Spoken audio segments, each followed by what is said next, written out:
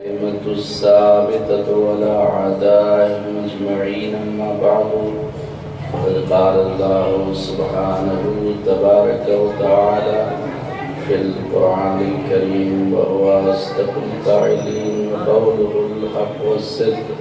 أعوذ بالله من الشيطان الرجيم. بسم الله الرحمن الرحيم. ربنا هب لنا من أزواجنا وذرياتنا قرة أعين واجعلنا للمتقين إماما. يا كاشف الكرب عن وجه الحسين عليه السلام اكشف كربي بحق أخيك الحسين. يا مولاي يا أبا الفضل العباس عليه السلام.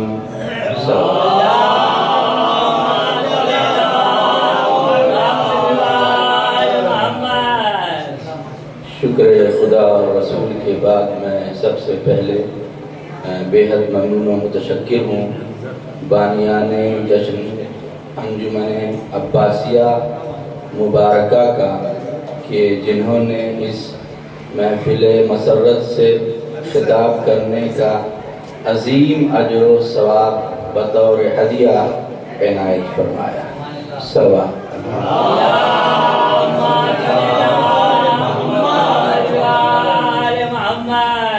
آج کی اس عظیم تاریخ ولادت باسعادت شہنشاہ وفا حضرت باب الحوائج جناب ابو الفضل العباس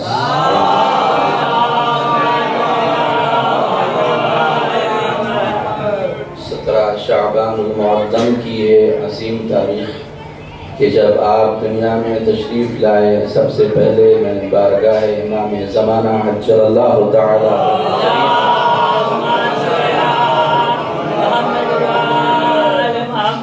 میں تبریک و تہنیت عرض کرتا ہوں اور پھر آپ تمام مؤمنین کی خدمت میں مبارکباد کی تبریک و تہنیت عرض کرتا ہوں. محفل کے آغاز سے پہلے ایک عمل تمام مؤمنین کے لیے اور یوٹیوب کے اوپر جتنے بھی سننے والے حاضرین ہیں ان سب کے لیے یہ عمل عرض کر کے بات کو آگے بڑھاؤں گا، کیونکہ آج دنیا میں جس سے پوچھئے وہ انسان مشکلات اور تکلیف کا شکار ہے. ہر انسان کسی نہ کسی مشکل میں گھرا ہوا ہے اور ہر انسان کے دل میں کوئی نہ کوئی حاجت ہے کہ جو پوری نہیں ہو پا رہی ہے. تو اگر حاجت پوری نہ ہو سکے تو بارگاہ باب الحوائج میں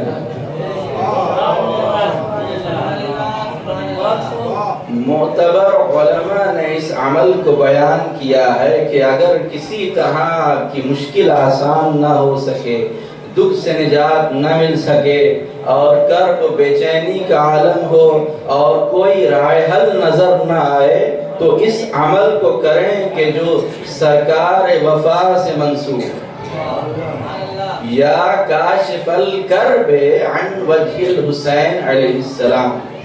اے حسین کے چہرے سے کرب اور پریشانی کو دور کرنے والے اکشف کربی بحق اخیک الحسین، میری بھی کرب اور اس مشکل کو دور کر دو اپنے بھائی حسین کے وسیلے سے.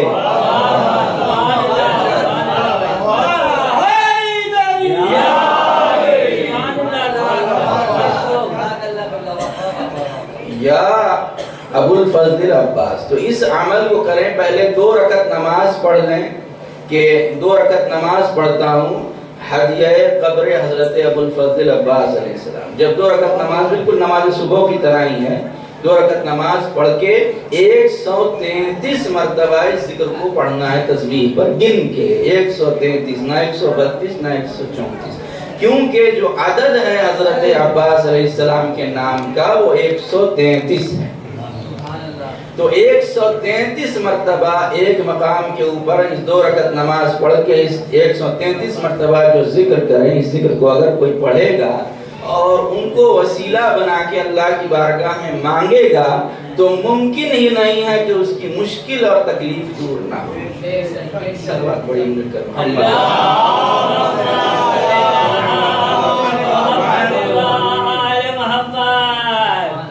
سورہ مبارکہ فرقان کی آیت نمبر 74 ہے. اور اس آیت میں خلاق کائنات کسی کی دعا کو نقل کر رہا ہے اور اللہ کہہ رہا ہے کہ دعا کرنے والے نے دعا کی ہے کہ ربنا حب لنا من ازواجنا و ذریاتنا قرۃ اعین، اے میرے پروردگار ہماری اولاد اور ہماری ازواج کو ہماری آنکھوں کی ٹھنڈک بنا دے، وَاجْعَلْنَا لِلْمُتَّقِينَ إِمَامًا، اور مجھے متقین کا امام بنا دے۔ اس آیت میں دو چیزیں اللہ سے مانگی جا رہی ہیں، ایک تو یہ کہ اللہ امام المتقین بنا دے، اور دوسرے یہ کہ ایسی ازواج دے اور ایسی اولاد دے کہ جو آنکھوں کی ٹھنڈک بن جائے۔ انسانی فطرت ہے کہ انسان بقائے نسل چاہتا ہے، انسان اپنی نسل کو باقی رکھنا چاہتا ہے۔ ہر انسان کے دل میں یہ تمنا ہوتی ہے کہ اس کی نسل آگے بڑھے، اس کی اولاد دنیا میں ہو، بھلے وہ دنیا سے چلا جائے لیکن اس کی اولاد دنیا میں باقی رہے۔ اور یہ سیرت انبیاء بھی ہے۔ حضرت ابراہیم علیہ السلام اللہ کی بارگاہ میں دعا کر رہے ہیں کہ پروردگار مجھے بیٹا عطا فرما، اور اللہ نے جناب اسماعیل آپ کو عطا فرمایا۔ حضرت زکریا دعا کر رہے ہیں کہ پروردگار ایک بیٹا عطا فرما، اور اللہ نے حضرت یحییٰ آپ کو عطا فرمایا۔ اب یہ جو تیسری دعا جس کا ذکر کیا قرآن مجید کے اندر، یہ دعا کسی نبی کی نہیں ہے، اس لیے کہ سلسلہ نبوت کا خاتمہ ہمارے آخری نبی حضرت محمد مصطفیٰ صلی اللہ علیہ وسلم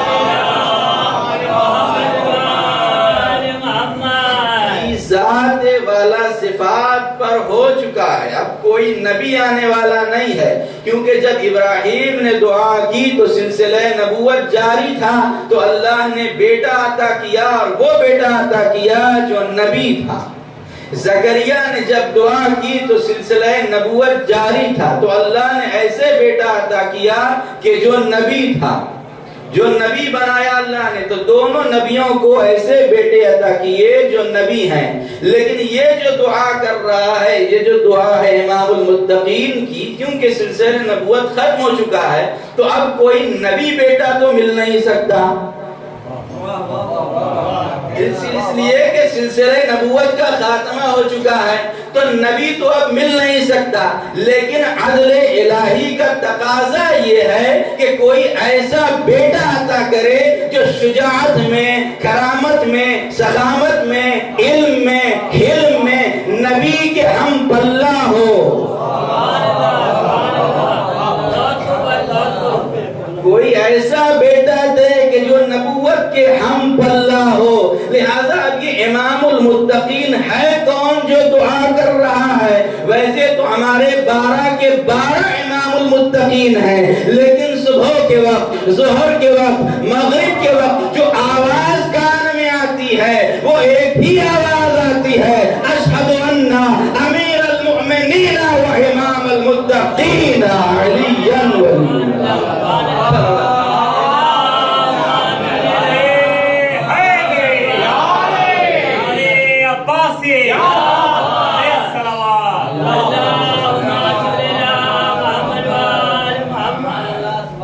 تو یہ ہیں کہ جن کی دعا کو اللہ نے قرآن میں جگہ دی، اور یہ دعا کر رہے ہیں، کائنات کے امیر دعا کر رہے ہیں کہ پروردگار ایسا بیٹا دے جو آنکھوں کی ٹھنڈک بن جائے۔ عبد شہزادی کونین کے ساتھ آپ کا حسب مشیت پروردگار، مرضی پروردگار کے مطابق آپ کا عقد شہزادی کونین کے ساتھ ہوا، اور جب عقد ہوا ہے تو اللہ نے سال کے اندر ہی بیٹا عطا فرمایا۔ ابھی دوسرا سال بھی تمام نہیں ہوا تھا کہ پھر دوسری خوشی گھر میں ہوئی، 2 بیٹے اللہ نے عطا کیے، اور کوئی معمولی بیٹے نہیں، ایسے بیٹے عطا کیے کہ جو زینت دوش رسول ہیں، ایسے بیٹے جو جوانان جنت کے سردار ہیں، ایسے بیٹے جو مصداق آیت تطہیر ہیں، ایسے بیٹے ہیں کہ جو جوش نبوت پہ سوار ہیں، ایسے بیٹے ہیں کہ جن کے لیے نبوت کے سجدے میں طول ہے، ایسے بیٹے اللہ نے آنکھوں کی ٹھنڈک بنا کے عطا کیے، لیکن جب میدان مباہلہ میں نبی گئے ہیں اور آیت آئی ابنانا، اے نبی بیٹوں کو لائیے، اللہ نے ہمارے نبی کو بیٹے تو عطا کیے لیکن مصلحت پروردگار تھی، ابراہیم، قاسم، طیب و طاہر سب کو اللہ نے اٹھا لیا، اب اللہ نبی سے کہہ رہا ہے کہ بیٹوں کو لائیے۔ وہ پروردگار جس نے بیٹے دے کر لے لیے، وہ خدا نبی سے کہہ رہا ہے کہ بیٹوں کو لے کر آئیے، تو بیٹے تو ہیں نہیں، نبی لے کر کسے جائیں؟ تو میدان مباہلہ میں حسن و حسین کو لے کر گئے۔ جب حسن و حسین کو ابنانا کی جگہ لے کر گئے تو دنیا نے دیکھا کہ یہ حسن و حسین ابنانا کی تفسیر ہیں، یہ فرزندان رسول عربی ہیں۔ تو کیونکہ حسن و حسین قرآن کی آیت کے مطابق فرزندان رسول ہیں، لہذا امام المتقین کے دل میں پھر تمنا پیدا ہوئی کہ کوئی ایسا بیٹا دے دے جو آنکھوں کی ٹھنڈک بن جائے۔ اور جب شہزادی کونین جناب فاطمہ زہرا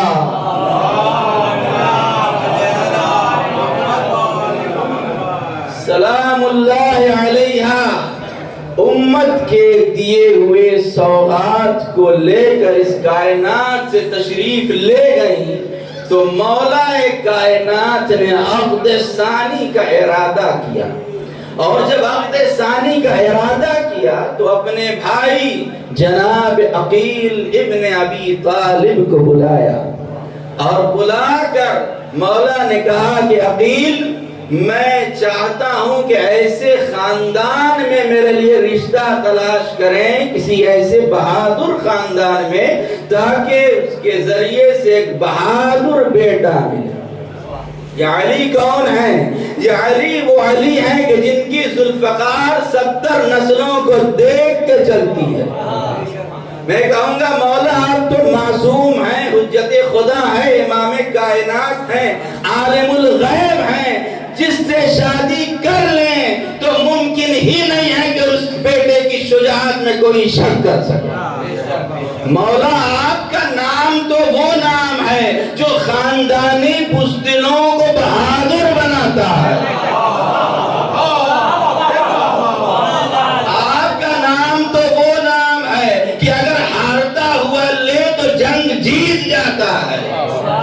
آپ کا نام تو وہ ہے کہ جو اگر انسان لے لے اور ورد کر لے تو ولی خدا بن جاتا ہے۔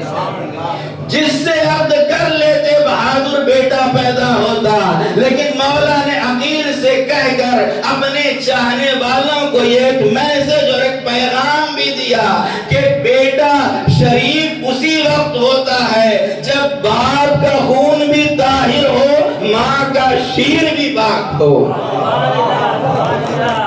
بچے کی ولادت میں جہاں باپ کا خون اثر انداز ہوتا ہے، وہیں ماں کا شیر بھی اثر انداز ہوتا ہے۔ لہذا عقیل سے کہا، عقیل سے کیوں کہا؟ عقیل سے اس لیے مولا نے فرمایا کہ مشورہ بھی اگر لینا ہے تو عقیل سے لینا، کسی بدعقل سے نہیں۔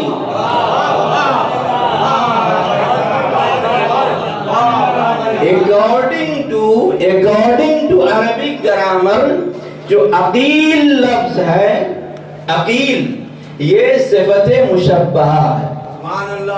عاقل کا مطلب ہوتا ہے عقل رکھنے والا، لیکن عقیل کا مطلب ہوتا ہے بہت زیادہ عقل رکھنے والا، بہت زیادہ عقل رکھنے والا۔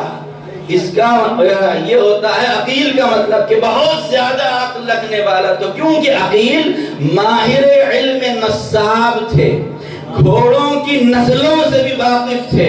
عقیل یہ جانتے تھے کہ عرب میں کون سی شاخ کہاں پھوٹ رہی ہے، اسی لیے ادھر ادھر والے عقیل سے کبھی الجھتے ہی نہیں تھے، کیونکہ عقیل کو سب کی نسلوں کا علم تھا کہ کون کیسا ہے۔ لہذا عقیل سے فرمایا کہ عقیل مجھے ایک شجاع اور بہادر خاتون کی تلاش ہے تاکہ میں اس کے ساتھ عقد کروں اور ایک بہادر بیٹا پیدا ہو۔ بس جیسے ہی مولا نے اظہار خیال کیا، اظہار تمنا کی اور عقیل کو کہا کہ بہادر قبیلہ تلاش کریں، اب عقیل بعد حکم مولا کائنات چلے ہیں رشتہ تلاش کرنے کے لیے، تو ایسے خوشی کے ساتھ چلے، ایسے جھومتے ہوئے عقیل چلے کہ اس سے پہلے کبھی کسی نے عقیل کو ایسے جھومتے ہوئے نہیں دیکھا۔ میں کہوں گا عقیل آخر وجہ کیا ہے کہ آج انداز بدلا ہوا ہے، آج جو سے مسرت میں ڈوبے ہوئے ہیں، آج جھومتے ہوئے جا رہے ہیں، آخر وجہ کیا ہے؟ عقیل جواب دیں گے اس لیے کہ اس کا رشتہ لے کر جا رہا ہوں، جس کا رشتہ آسمان سے تارا لے کر آیا۔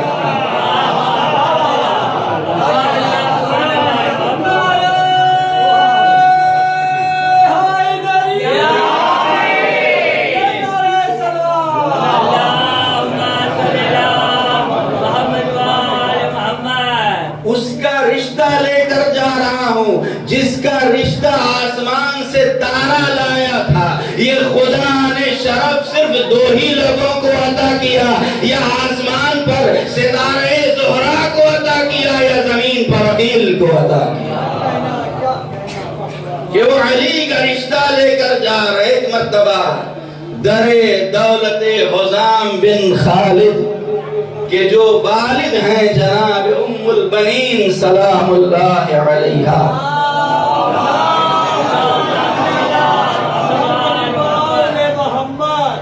ہمارا لاکھوں اور کروڑوں درود و سلام ہو مادر ابو الفضل عباس کی۔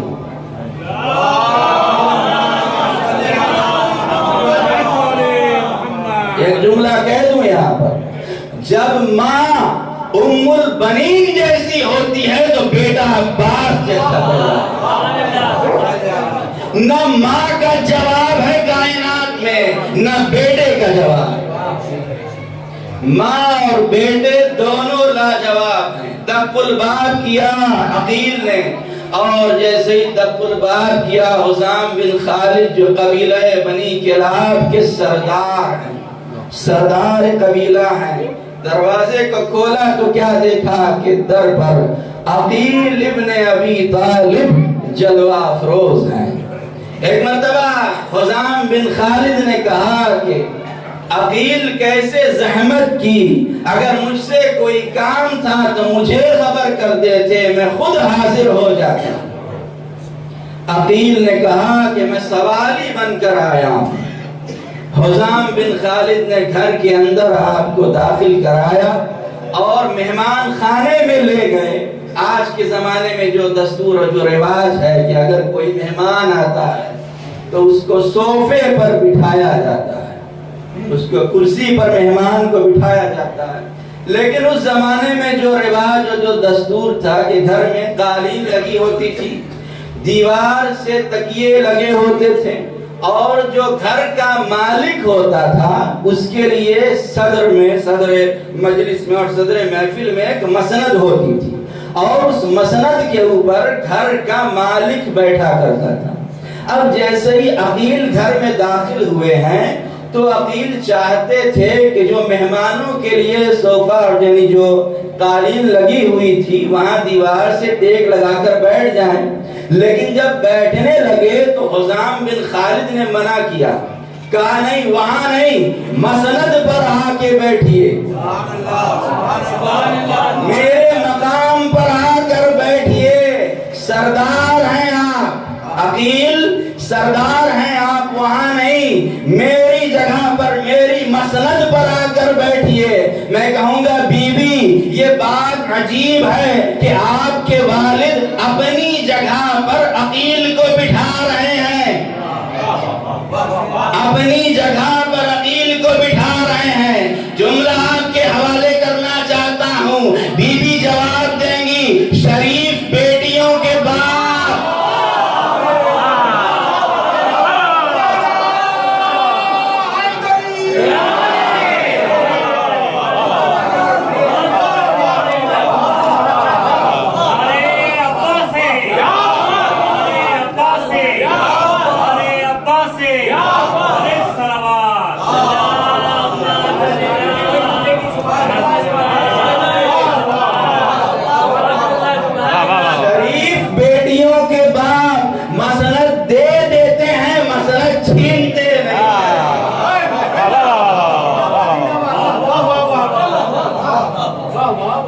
اپنے مقام پر بٹھایا، اور بٹھانے کے بعد کیونکہ عرب میں یہ دستور تھا کہ 3 دنوں تک اگر کوئی مہمان آتا تھا تو اس کی مہمان نوازی کرتے تھے، فوراً یہ نہیں پوچھتے تھے کہ کس لیے آئے ہیں، اور جب 3 دن گزر جاتا تھا تو یہ پوچھتے تھے کہ ایسے ہی میری عزت افزائی کے لیے آئے ہیں یا کوئی کام ہے۔ تو جب 3 دن گزر گئے تو ایک مرتبہ حزام بن خالد نے پوچھا کہ کیسے حاضر ہوئے، کیسے آپ نے تکلیف کی؟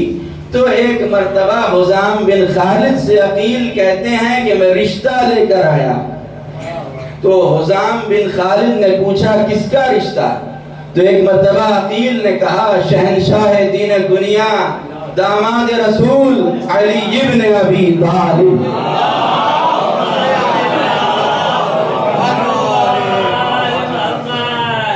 عقیل کہتے ہیں حزام یہ بتاؤ کہ علی کو جانتے ہو؟ حزام کہتے ہیں کوئی اندھا ہی ہوگا جو آفتاب امامت کو نہ پہچانتا، کوئی نابینا ہی ہوگا جو نہ جانتا ہو۔ بس ایک مرتبہ جیسے ہی کہا کہ علی کا رشتہ لے کر آیا ہوں، داماد پیغمبر کا رشتہ لے کر آیا ہوں، عقیل فرد مسرت سے سجدہ خالق میں گر پڑے اور خدا کا شکر ادا کیا کہ پروردگار جس کے گھر چراغ نہیں اس کے گھر آفتاب امامت تھا۔ خدا کا شکر ادا کیا اور کہا کہ رکیے میں اپنی بیٹی سے بھی پوچھ لوں، اس لیے کہ شریف بیٹیوں کے باپ رشتوں کو بیٹیوں پر تھوپتے نہیں ہیں، بیٹی کی مرضی بھی پوچھتے ہیں کہ بیٹی کی مرضی ہے یا نہیں ہے، بیٹی راضی ہے یا نہیں ہے۔ ایک مرتبہ پردے کے قریب گئے، ایک طرف جناب ام البنین ہیں اور دوسری طرف حزام بن خالد ہیں، اور پوچھتے ہیں بیٹی علی کو جانتی ہو؟ شہزادی فرماتی ہیں بابا میرے امام برحق ہیں۔ کہا بیٹی عقیل تمہارا رشتہ لے کر آئے ہیں انہی سے۔ تو ام البنین فرماتی ہیں کہ بابا عقیل تو ابھی رشتہ لے کر آئے ہیں، رات خواب میں رسول کی بیٹی آئی تھی اور مجھے دلہن بنا کر فرماتی تھی ام البنین تمہیں مبارک ہو کہ تم میرے بیٹے عباس کی ماں بنو۔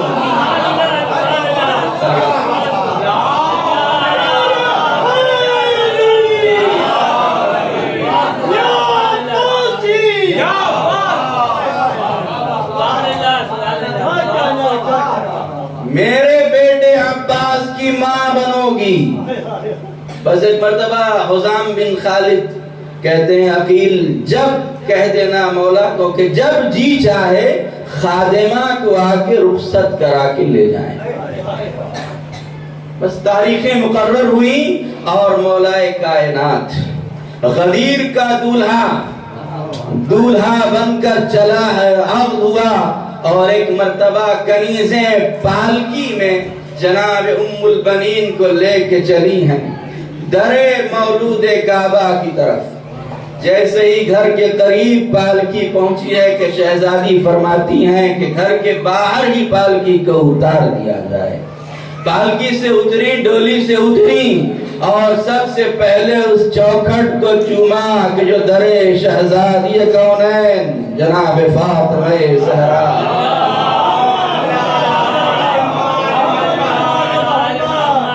چوکھٹ کو بوسہ دیا۔ کنیزوں اور غلاموں نے کہا کہ بی بی یہ گھر کے باہر کیوں اتر گئی؟ آپ نے فرمایا کہ تمہیں نہیں معلوم یہ کوئی معمولی دروازہ نہیں ہے، یہ وہ در ہے جہاں خدا کا رسول بھی آتا ہے تو پہلے سلام۔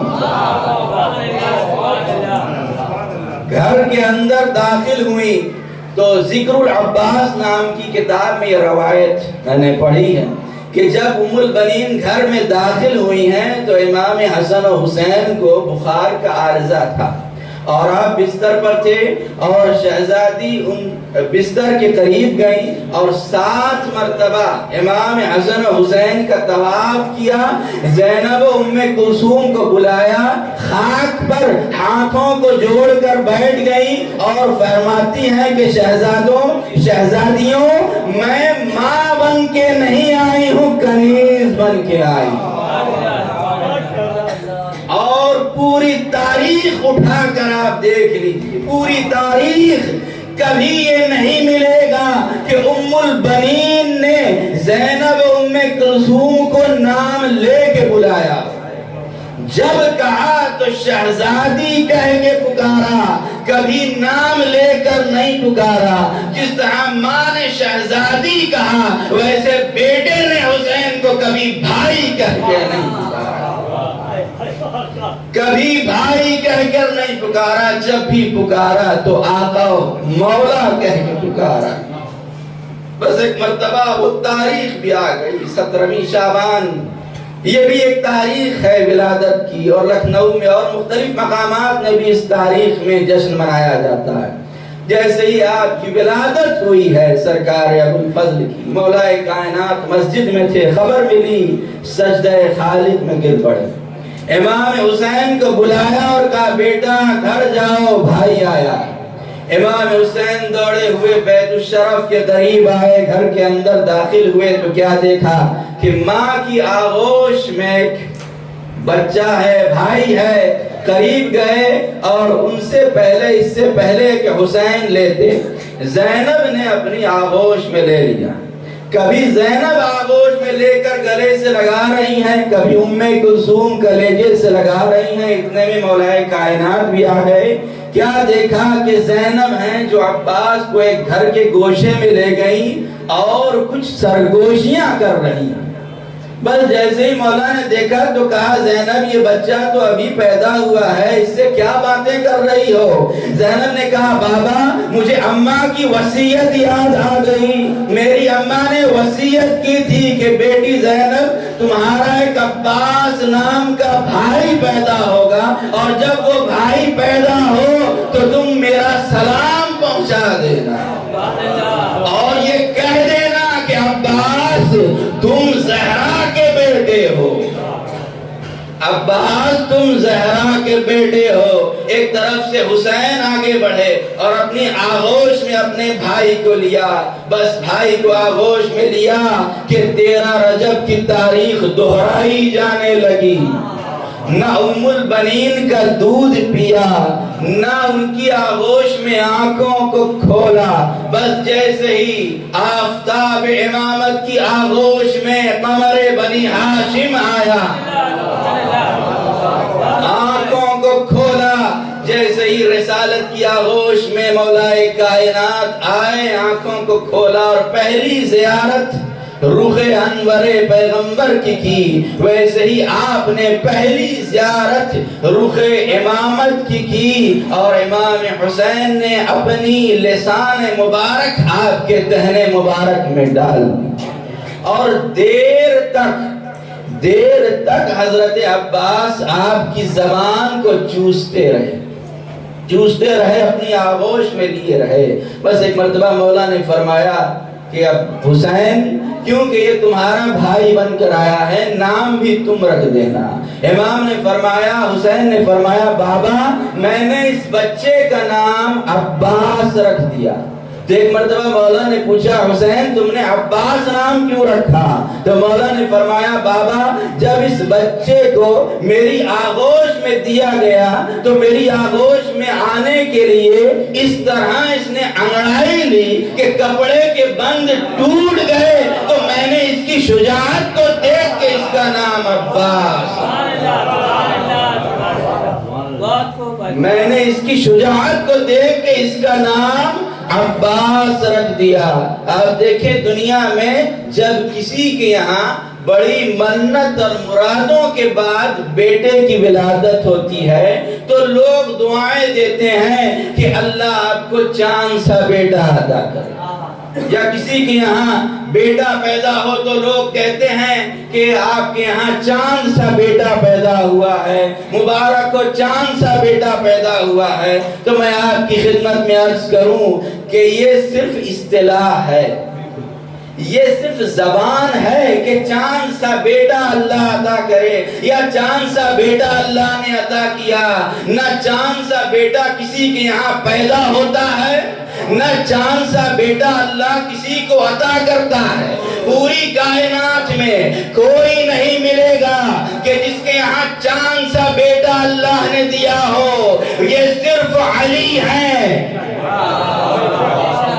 یہ صرف پوری کائنات میں علی ہے کہ جنہیں اللہ نے بیٹا دیا تو چاند سا بیٹا دیا کہ جب آغوش میں آیا تو قمر بنی ہاشم لقب ملا، بنی ہاشم کا چاند۔ اور اسی لیے اس چاند کو دنیا کے چاند سے کمپیئر نہ کیجئے گا، دنیا کے چاند سے تقابل نہ کیجئے گا، اس لیے کہ یہ دنیا کا چاند ہے جو گھٹتا بڑھتا رہتا ہے، لیکن یہ علی کا چاند ہے جو بدر کامل بن کے آسمان پہ چمکتا رہتا ہے۔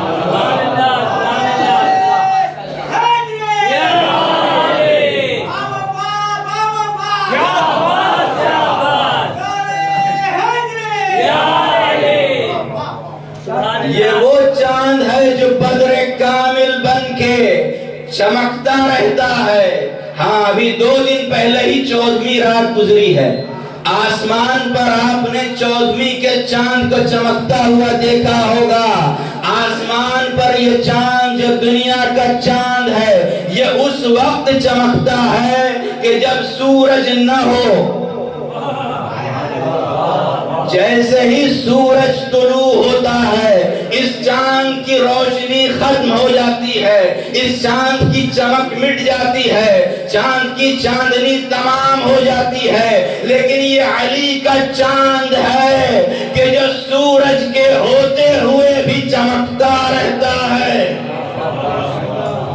سورج کے سامنے بھی چمکتا رہتا ہے۔ بس یہیں سے جملہ مولائیوں کے حوالے کرنا چاہتا ہوں، یہ علی کا چاند ہے جو سورج کے ہوتے ہوئے چمکتا رہتا ہے۔ اور اگر یقین نہ آئے تو کربلا میں جا کے دیکھ لیجیے گا، جہاں شہادتوں کا سورج چمک رہا ہے وہیں امامت کا چاند چمک رہا ہے، وہیں وفا کا چاند چمک رہا ہے۔ صلوات پڑھیں۔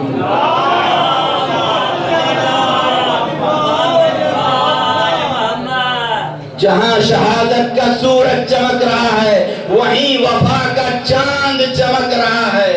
دنیا میں آپ نے دیکھا ہوگا کہ اگر کسی انسان کو کوئی محتاجی ہو اور وہ دعا کرے اور اس کے بدلے میں اس کی دعا پوری ہو جائے اور صرف جو کچھ اس کو ملا ہے اس سے اس کی ضرورت پوری ہو جائے تو وہ انسان شکر خدا کرتا ہے۔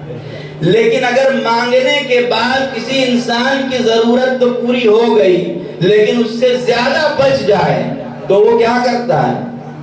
پڑوسیوں میں بھی تقسیم کر دیتا ہے، رشتہ داروں کو بھی دے دیتا ہے، چاہنے والوں کو بھی دے دیتا ہے، غریبوں کو بھی دے دیتا ہے۔ مثلاً ایک فقیر نے اللہ سے روٹی مانگی کہ پروردگار میں بھوکا ہوں، تو اللہ کی طرف سے 2 روٹیاں اور 1 سالن کا پیالہ مل گیا، تو فقیر کا پیٹ اس روٹی سے اور سالن سے بھر گیا۔ لیکن کبھی مانگنے والے نے خدا سے مانگا کہ پروردگار میں بھوکا ہوں، اور جو عطا ہوا تو خان پر خان اس کی طرف سے چلے آئے۔ جب خان پر خان اس کی طرف سے چلے آئے تو خود تو شکم سیر ہو گیا، اور خود شکم سیر ہونے کے بعد اب جو بچ گیا تو رشتہ داروں میں بھی بانٹ دیا، پڑوسیوں میں بھی بانٹ دیا، اور اپنے دوستوں میں بھی تقسیم کر دیا کہ یہ بچ گیا ہے اس لیے میں تمہیں دے رہا ہوں۔ تو مولا نے اللہ سے مانگا کہ پروردگار ایسا بیٹا دے جو میری آنکھوں کی ٹھنڈک بن جائے، ایسا بیٹا دے جو آنکھوں کی ٹھنڈک بن جائے۔ تو اللہ نے ایسا عظیم المرتبت بیٹا دیا کہ علی کی آنکھوں کی ٹھنڈک تو بنا ہے، حسن کی آنکھوں کی بھی ٹھنڈک، حسین کی آنکھوں کی بھی ٹھنڈک، زینب کی آنکھوں کی بھی ٹھنڈک، ام کلثوم کی آنکھوں کی بھی ٹھنڈک، اور قیامت تک کے آنے والے حسینیوں کی آنکھوں کی بھی ٹھنڈک۔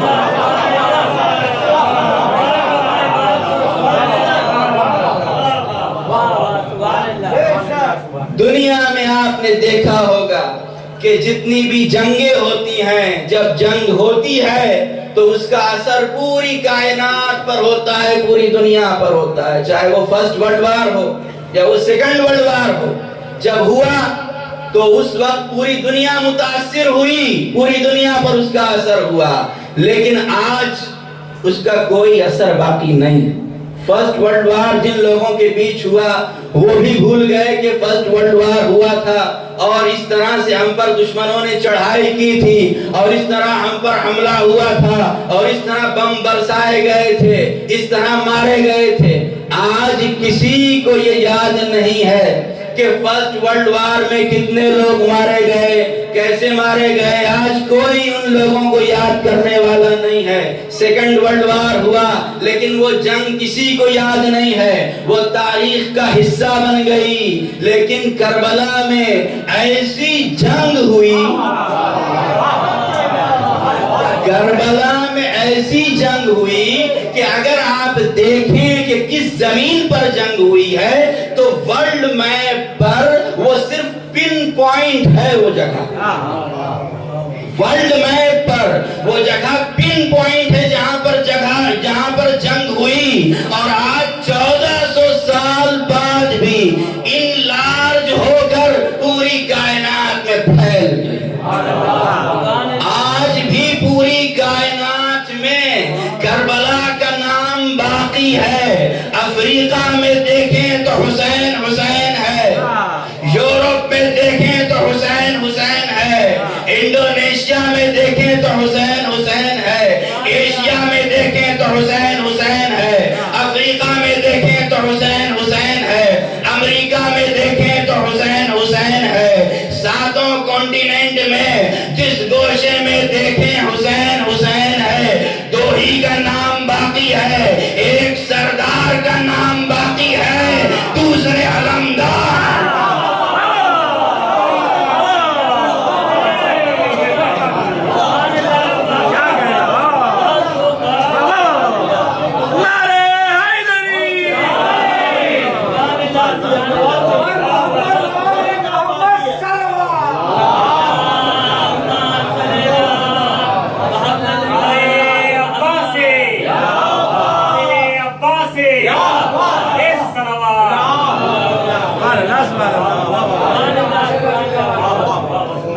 بس وقت تمام ہو چکا ہے۔ میں انور ظہیر میرٹھی صاحب جو استاد الشورا میرٹھ کے گزرے، ان کے 4 مصرے انہوں نے پڑھے تھے اور بڑے فخر کے ساتھ پڑھے تھے، اور اس وقت ہم موجود تھے اس محفل میں جہاں پر انہوں نے بزبان جناب عباس 4 مصرے انہوں نے پڑھے کہ غرور فوج ستمگر کا توڑ سکتا ہوں، غرور فوج ستمگر کا توڑ سکتا ہوں، رخ فرات نگاہوں سے موڑ سکتا ہوں، غرور فوج ستمگر کا توڑ سکتا ہوں، رخ فرات نگاہوں سے موڑ سکتا ہوں، علی کا لال ہوں موجز نمائیوں کی قسم، علی کا لال ہوں موجز نمائیوں کی قسم، میں آفتاب سے پانی نچوڑ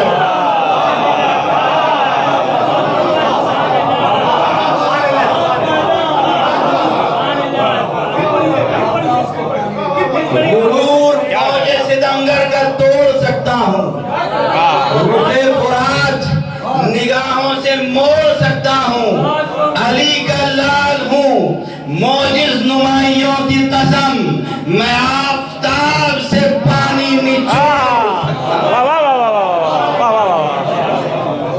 आफताब से पानी निचोड़ सकता हूँ। और जिस महफिल में उन्होंने पढ़ा तो उसके बाद इल्हामी तौर पर 4 मिसरे मेरे जहन में आ गए, और इसको हमने किसी मेहनत करके अभी तक पेपर पे लिखा भी नहीं है, जहन में आए और जहन में ही महफूज रह गए, तो वो भी आप हजरात के हवाले करके महफिल तमाम करता हूँ कि उन्होंने कहा कि मैं आफताब से पानी निचोड़ सकता हूँ। तो देखिएगा कि न ताब ला के निगाहों की बुझ न जाए कहीं, न ताब ला के निगाहों की बुझ न जाए कहीं, इसी सबब से मैं रुख पर नकाब रखता हूँ। न ताब ला के निगाहों की बुझ न जाए कहीं, इसी सबब से मैं रुख पर नकाब रखता हूँ।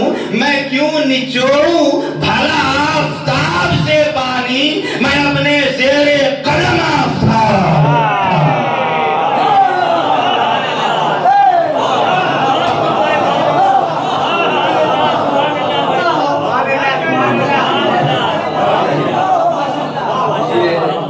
इल्हामी मिसरे थे जो आप नजर आते हैं, बेहतरीन मुस्तमात की नजर।